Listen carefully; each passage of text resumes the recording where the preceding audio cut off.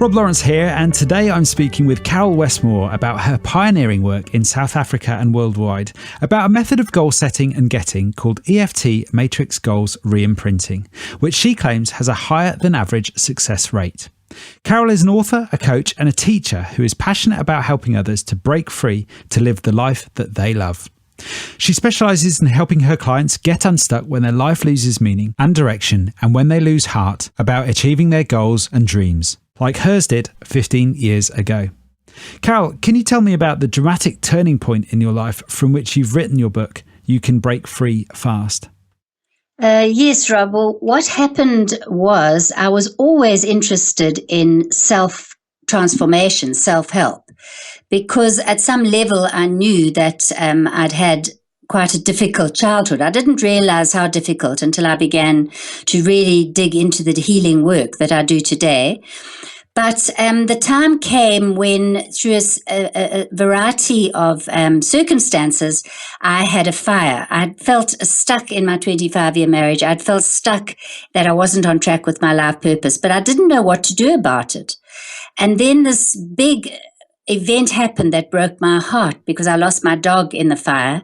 I had to move immediately because most of the house, it was no longer livable. And in that upheaval, my husband and I agreed to have a divorce. And I faced a future without a home, without a husband. And basically, I was midlife. I was just turning 50 without a job because I had always worked at home, looked after the children, and helped my husband in his business. And I faced a very bleak future. I didn't seem to have a purpose. And that was the beginning of what turned my life around, because in that moment of almost giving up in despair, I turned to Spirit or God or the universe, whatever I believe in basically a God. And I said, show me a reason for living or let me die. It was that I'd reached that end of my tether, basically. Wow. So what did you do? Well, I went to a chapel, and for 9 days, I kind of made this pact with God. I'm going to come here and pray every day. In the tradition of the Catholic Church, which I was brought up in, there's something called a 9-day novena. It was a kind of 9-day ritual. I lit a candle, and I sat there, and I just basically meditated and prayed and said, I am giving up. I actually don't know what to do.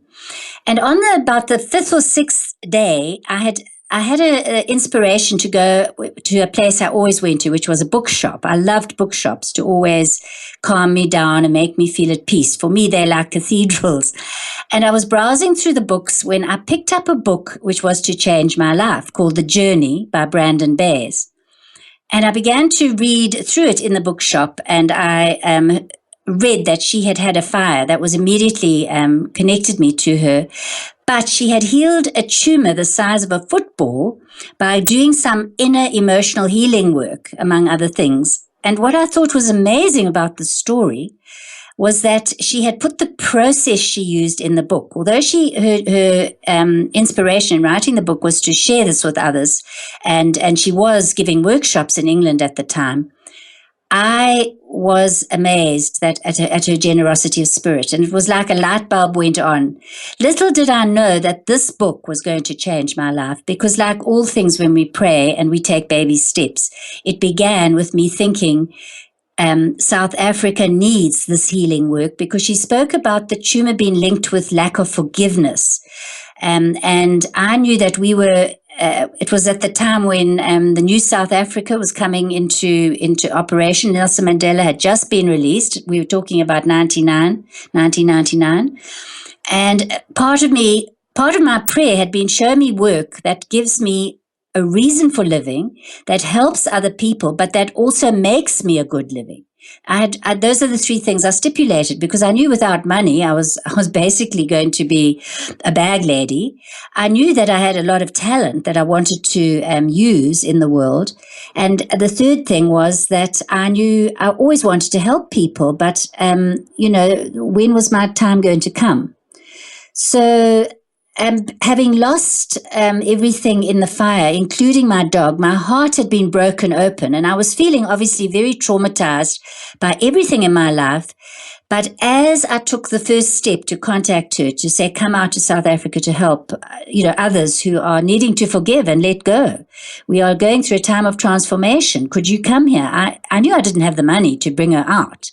And I thought that that's what a PR, which I was offering to do her publicity and write articles about her. I thought, well, I should really have money to do this, but I don't have anything. Will she come?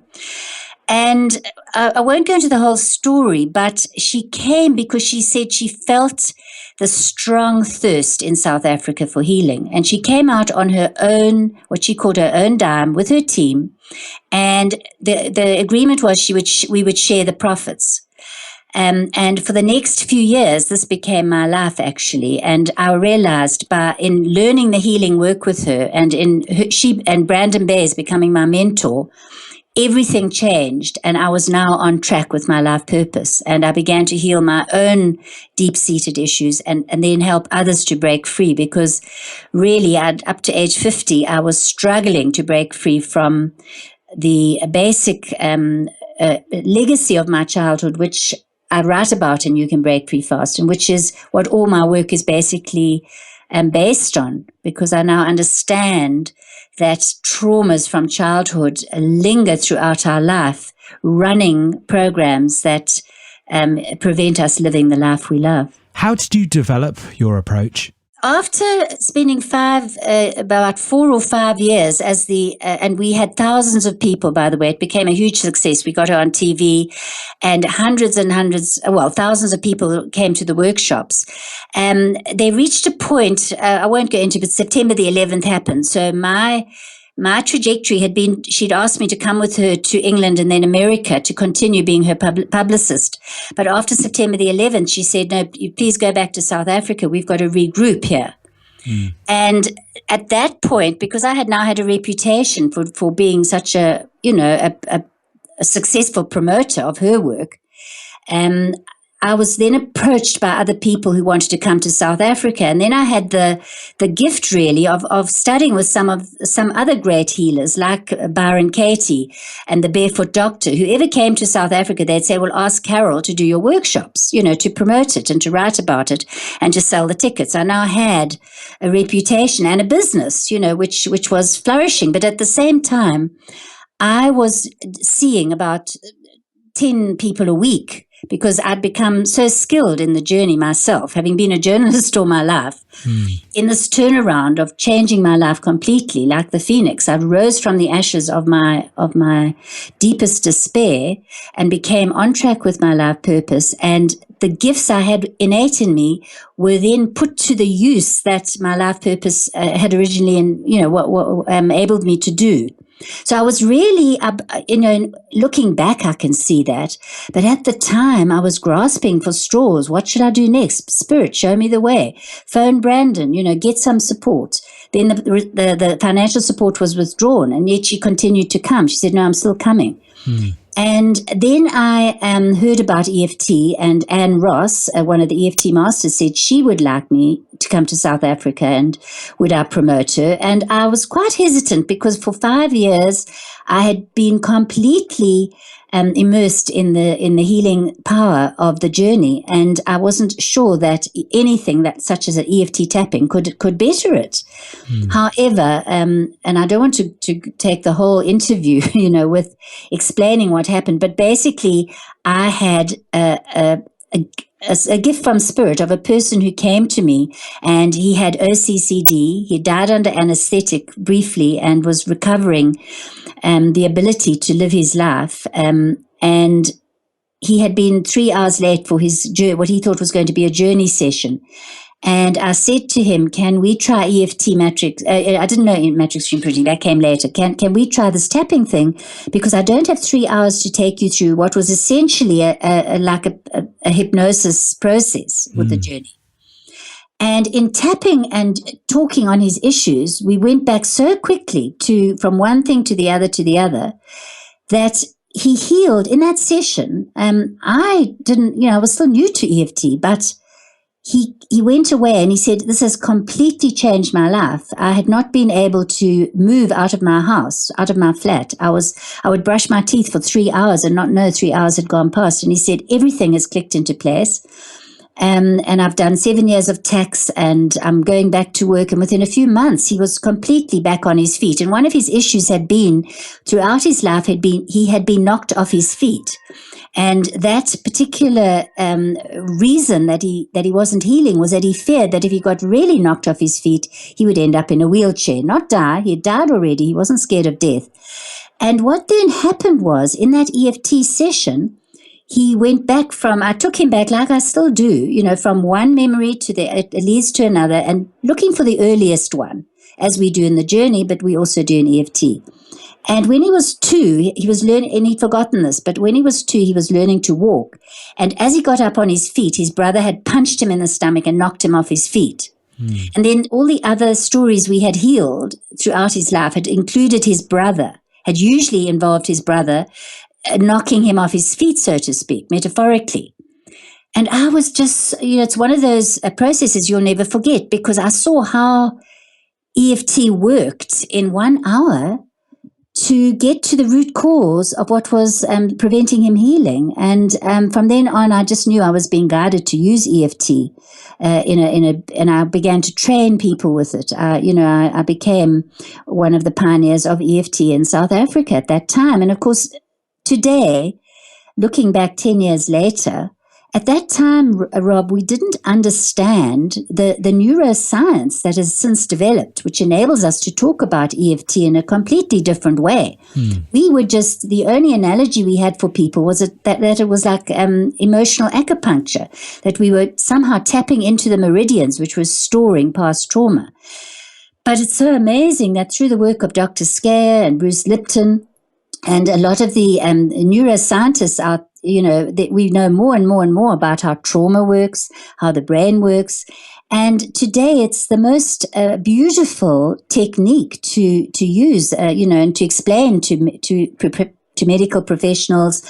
And at the same time, it embraces the law of attraction when you use it with the advanced technique called matrix reimprinting. And that is how my own story developed, that I continued to work with these great teachers from all over the world, continued to progress teaching EFT, and I was called to Namibia and to Dubai, wherever people heard about me, I was invited at that time. And then I met the love of my life, and that was one of the goals. When I talk about my goal success process in Matrix Goals Reimprinting, I talk about the fact that you have to choose one golden goal and focus on it. And I learned this because, as you can probably hear from the way I talk, I have many, many interests going on at once. I can embrace many goals. There's usually about 100 goals I'd like to achieve. But because I was in a situation in South Africa where I had to earn a living and be on track with my life purpose, I didn't really have time to think about other issues like my health, my weight issues, or meeting the man of my dreams. They were all part of my goals. But I had to focus on what I call one golden goal at a time, get myself stabilized, financially viable, and then move on to the next goal, so to speak, put all my energy into that. And after it was actually 6 years, in that time I began to do some internet dating. And each time I had an experience internet dating, because I was using the law of attraction, but also clearing the blocks to the relationship of my dreams. And of course, in internet dating, it's a fantastic ground for actually realizing that people are treating you according to your inner beliefs. So if someone didn't want to commit, I realized, well, where in myself don't I want to commit? And then I had the tools to go or to get help from a fellow, therapist, practitioner, to look for the part of me that was within me was the belief that the people dating me were only demonstrating. I reached that point of using myself as a guinea pig and saying, okay, he's rejected you. Well, what is it about you that still doesn't embrace yourself? And of course, I'd learned this from Byron Katie, from the journey, from EFT, and from the law of attraction, that as without, so within. Anyway, the day came when I did meet the man of my dreams, and that's a whole nother story. And I have written a book on online dating and how this works to clear the blocks so that you can then envisage in a goal, exactly what you want in a partner. But in that time, the first 3 years I was married, I was still, and I wrote my book, Break Free Fast, I still saw that the clearing process and the law of attraction process were separate. And you had to fill the void that you had cleared with the law of attraction. Of course, I was very committed to the healing work of the law of attraction work of Abraham Hicks. And that was in the year 2000, before they had become famous and been picked up by Hay House. They were just sending out their little tape recordings at that time. But I was practicing that at the same time as I was clearing. And one day I saw Carl Dawson doing Eft-Matrix reimprinting on YouTube. And I realized that what we do in Matrix reimprinting, because I then went on to train and to promote him in South Africa, to pioneer it in South Africa, because that was what my calling always seemed to be, was to put these new things on the map. And in that training, I came to see that in 1 hour session, you can explode a damaging belief, explode or heal, however you look at it. I see them as trauma bubbles that we go and unpick, and then release. And at the same time, you can flip the belief and help the person in the same session with Matrix reimprinting to embed the memory or the mind and the whole memory field, the matrix we call it, with a new empowering positive memory. So I was led beyond just doing the clearing and the law of attraction as separate entities to a place where you could do the two together. And that then became the greatest development for me, because I could see how I could help my clients, who, of course, I had clients from all over the world that I was working with on Skype, but I could see an advanced way of, working with clients. Yeah. What do you believe makes this approach so different from other approaches that teach goal setting? Yes, well, I mean, I should then say that I realized that, having been a Capricorn my whole life and fascinated by goals, I then spoke to Carl and said, I want to explain my goal setting process, but use Matrix reimprinting and call it Matrix Goals Reimprinting. And he said, great, go ahead. And so that was my book, Goal Success. I then put the EFT, the Matrix reimprinting, and the 5 steps that I've developed to produce goal setting and getting into the Matrix Goals Reimprinting session. So what we have here is 5 steps that each step of the way we are using the clearing and the reimprinting. And now, why this is important, to answer your question, is that if we just let's just say the average goal setting process, and I've got a lot of respect for, most of them have all got pieces that I put together in my own system. But what is different about mine is that step 1, let's say, where I say, let's get inspired. Don't just say, that is the goal I'm going for. I'm going to, let's say New Year's Day comes, someone says, I'm going to lose weight this year. This is what I'm going to do. And they follow the normal goal setting protocol, be specific, be smart, get something going. That's all okay. But if you have an underlying, what I call a goal trauma, something that is going to stop you, you're never going to achieve that goal. You may, A, have chosen the wrong goal in the first place. You may, B, have chosen too many goals, and you may, C, be choosing a goal for someone because your spouse says you've put on too much weight. Let's say we're talking about weight loss. So in my system, because we are going back to our childhood traumas, let's say to write a book, that's a very common one where I've helped people, and no one really knows why they're getting stuck or can't write a book. They just think they don't have the tools. They don't know if that's their goal for the year, I want to write a book. They don't understand why they might be getting stuck or why an old program is running. And let me give you an example. Someone phoned me and said, I've moved to the country, I sold my business, and I'm trying to write. I want to write a novel, but I also am doing some freelance writing work. So we began to do this work, tapping and talking. Well, the memory she went back to, was the fact that when she was 11 and she was in love with writing and poetry, she went to her father, who was a Supreme Court judge in South Africa, and shared this from her heart. And he had said these words in a very authoritative way: you can't just be a writer.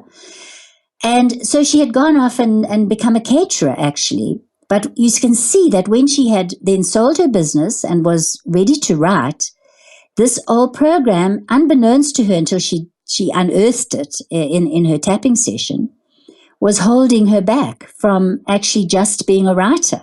And that was just a very clear to me example of how these hidden agenda, let's say, these hidden beliefs from our childhood can hold us back. So you ask me, well, then what makes your system so special? Well, in one session, before you even set out on your goals-getting journey, we have cleared some of the big blocks that would have probably tripped you up along the way. And you might have just ended up with a half-finished book in your drawer and just thought, I'm a procrastinator. Or maybe I'm a perfectionist. Whatever it is, I can't write my book. Or I'm a failed book writer, so to speak. I'm a failed author. But can you see the difference if you have really, and at any step of the way you can do that, Rob. You see, that's just step one, getting inspired. I mean, step two is getting focused. Now, you might find you've got inspired, you've chosen one goal, and now suddenly halfway through the year, you lose your focus. Something comes up. Something's upset you and it's triggered you and you for some reason can't write. We will use the book analogy. Again, we can stop and do the clearing, which may have nothing to do with the actual writing. It might have to do with let's say, a divorce or getting losing your partner, and that is so that affects you so badly that you can't even think of your writing. Well, if you can go to someone like a Eft-Matrix Reimprinting or someone like myself and clear the emotional wound of that particular trauma, which inevitably has triggered you because it goes back to childhood abandonment of some kind. If you can just pause in your goal-setting endeavors of writing that book, do the work to clear, because we have this process work, and then go back to your writing, the difference will be very huge.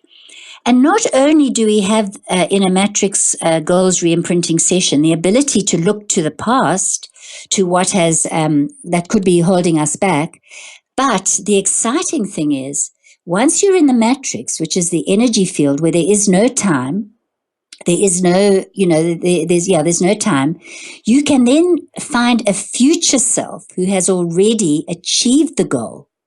And this is, now you don't just go into the future before you have gone into the past. Now, this is a very key difference to other goal-setting things, which say, well, I can imagine myself in the future.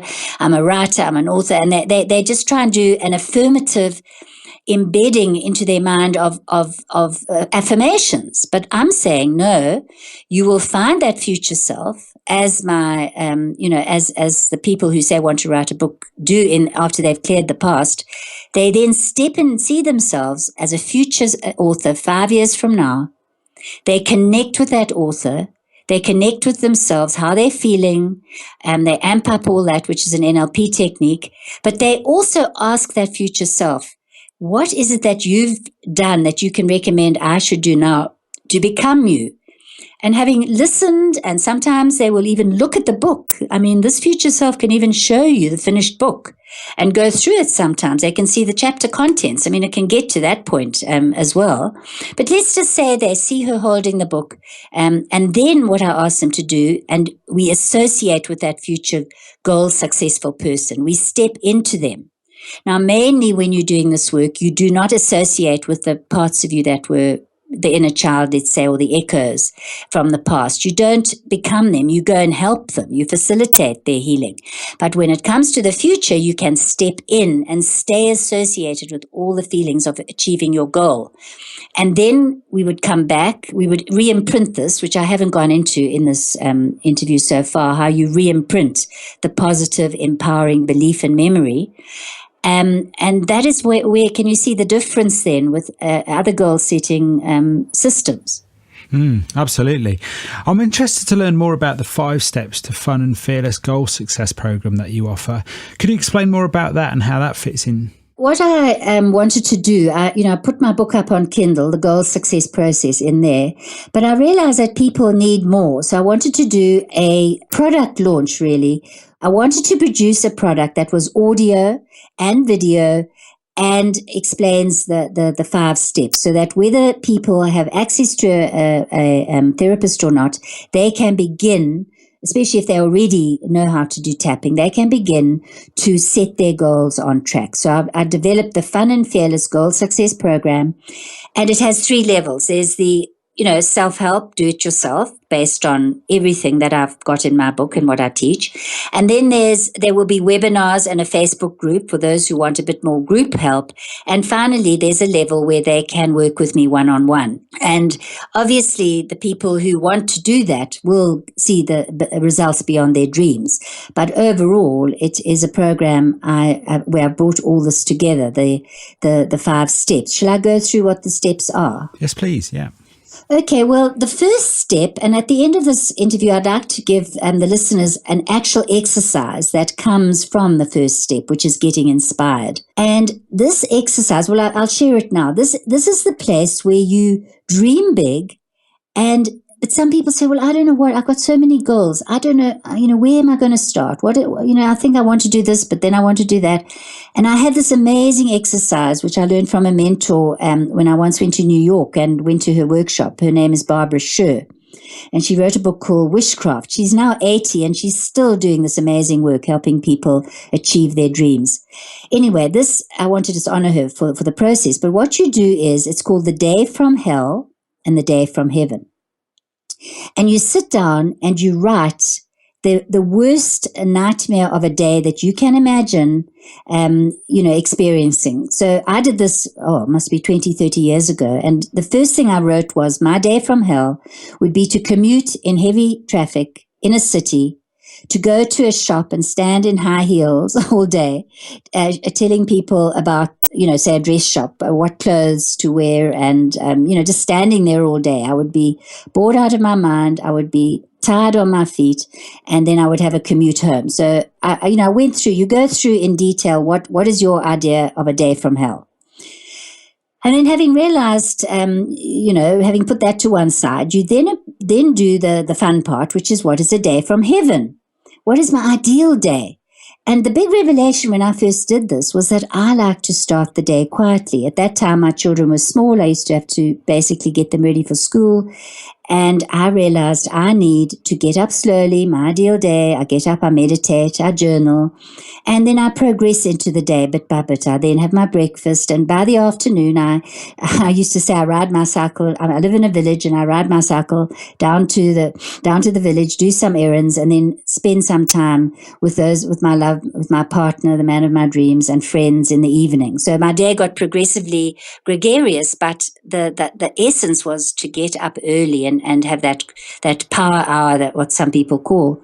And I began to do that, getting up at 5. And it's one of the things I teach to this day. And there are many other goal-setting people who also teach this now, from Anthony Robbins to Robin Sharma. There are people who recommend this, but for me, it was a light bulb moment. That is what I need to have a productive, happy day, to live the life I love. And to this day, I still do it. I still get up at 5 or 6. Usually my husband's still asleep. We live on the Isle of Wight. I live the life I love, but I treasure that time to meditate, to be quiet, and to journal. And I often get my best ideas and insights and intuition in that time when it's so peaceful and I'm so connected with my inner truth. So once you've got inspired, and this would be one way to get inspired, you could then take the look at your exercise you've done, and then make a day an ideal day which is practical to your life right now.